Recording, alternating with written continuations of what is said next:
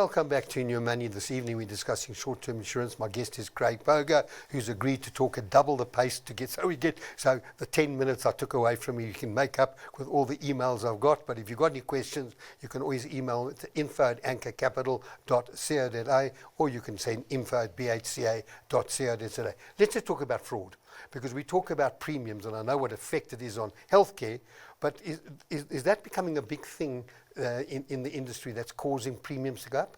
Absolutely, Bryan.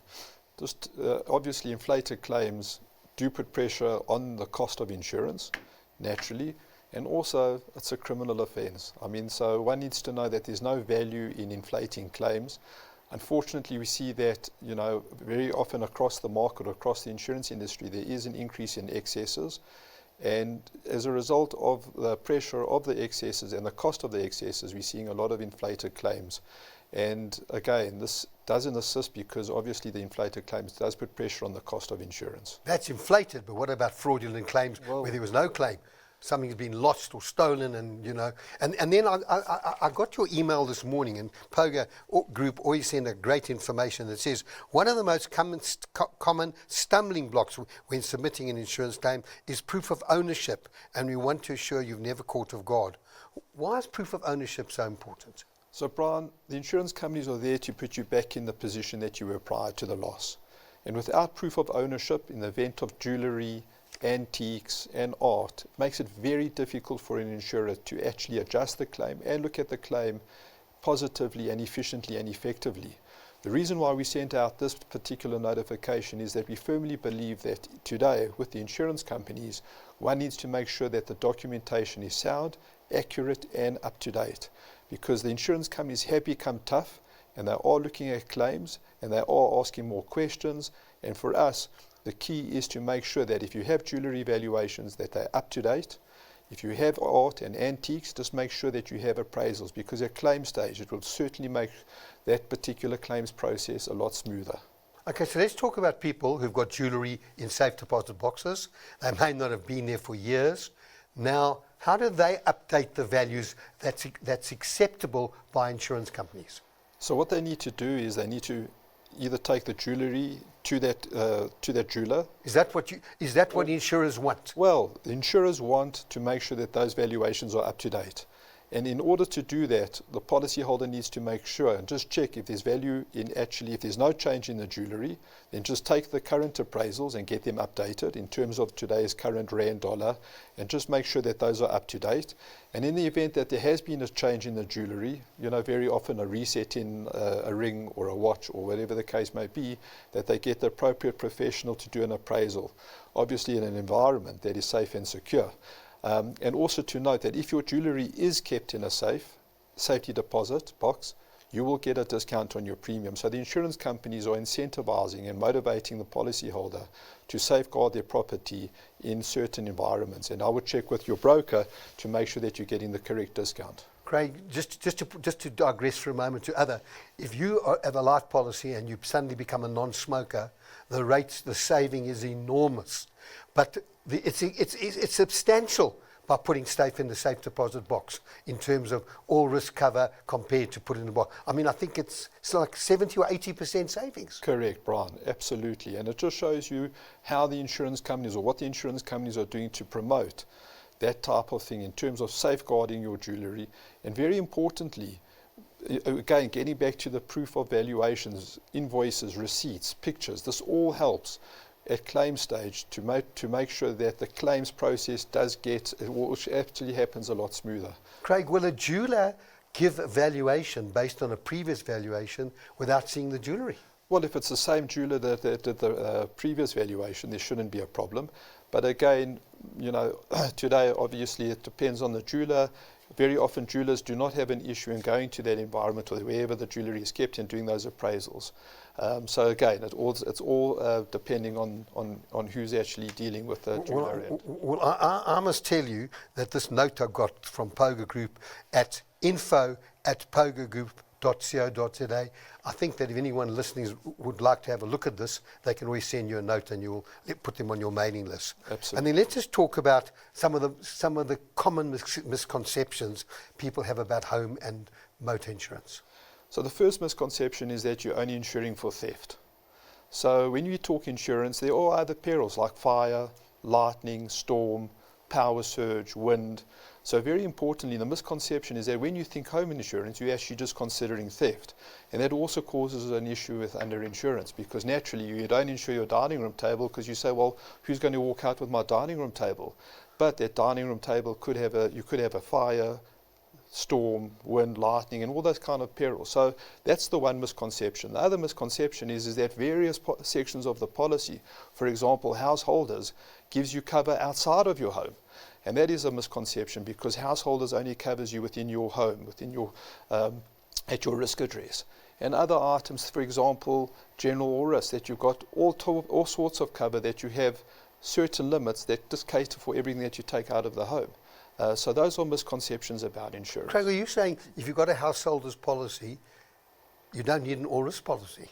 Now, I'm saying if you do have a householder's policy, very often that particular section of cover, a lot of people assume that it extends to the minute you and the family step outside of the door.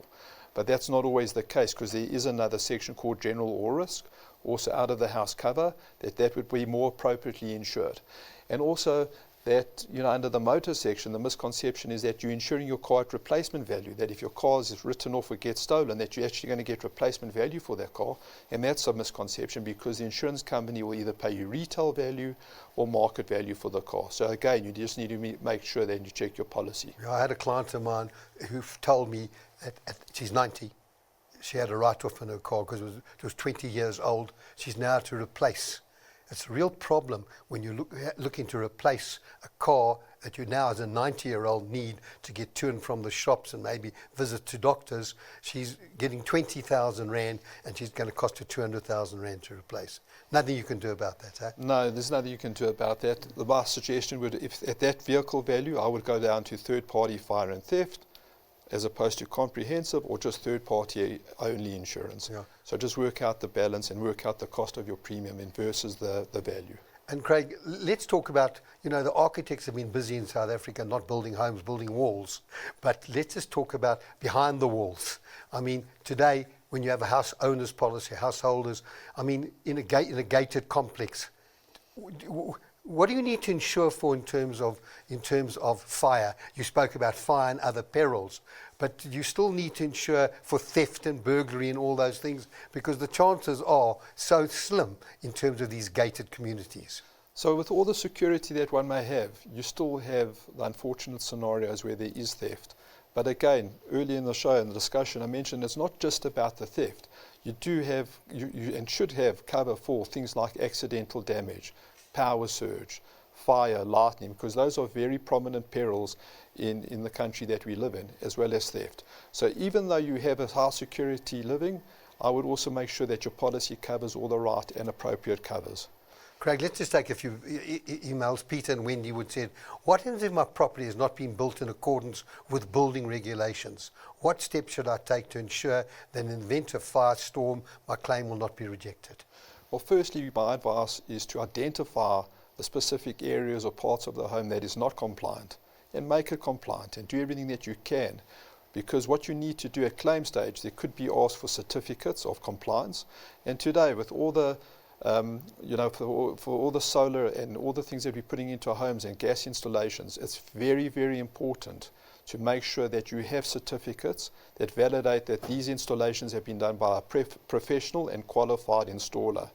So at claim stage, when you get asked for that certificate, firstly it's at hand, and B, that you've had it done by a professional. So you need to make sure that you have a compliant, and if there's any areas of your home, for example a boundary wall, that hasn't been built to standard, my suggestion is build it to standard, because in the event of a claim, the insurance companies are not going to pay, for example, if that height of the wall makes it non-compliant. Then James in Belita says, what role does my broker play when my claim has been referred to the Ombudsman's office?